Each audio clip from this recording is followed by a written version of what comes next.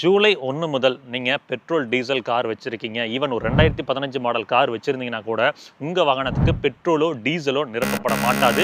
நீங்கள் ஒரு 10 வருட பழமையான டீசல் கார் இல்லை 15 வருட பழமையான பெட்ரோல் கார் வச்சுருக்கீங்க அப்படின்னா அது இனி எண்ட் ஆஃப் லைஃப் வெஹிக்கிள்னு கால் செய்யப்படும். கூடவே நீங்கள் என்னதான் மெயின்டெனன்ஸ் பண்ணி ப்ராப்பரான பொல்யூஷன் சர்டிஃபிகேட்லாம் வச்சிருந்தாலும் பெட்ரோல் டீசல் இனி அந்த வாகனங்களுக்கு நிரப்பப்பட மாட்டாது. இது ஜூலை 1ல இருந்து ஏஎன்பிஆர் கேமராஸ் மூலமா டெல்லி ரீஜியன்ஸ்ல கொண்டு வராங்க. ஏன் வண்டி 10 வருஷம் பழசா புதுசான்னு அவங்களுக்கு எப்படி தெரியும்னு கேட்டீங்கன்னா, automated number plate recognition system மூலமா உங்க வாகனத்தோட நம்பர் பிளேட்டை ஸ்கேன் பண்ணி இமிடியேட்டா அது வாகன் போர்ட்டல்ல செக் பண்ணி உங்களோட வாகனம் 10 வருஷம் ஆர் 15 வருஷம் பழமையானதான்னு கண்டுபிடிச்சு அது ஃபியூல் ஸ்டேஷனுக்கு ரிப்போர்ட் பண்ணிடும். உடனே ஃபிளாக் ஆஃப் பண்ணிடுவாங்க. உங்க காருக்கு ஃபியூவலை ஃபில் பண்ண முடியாது.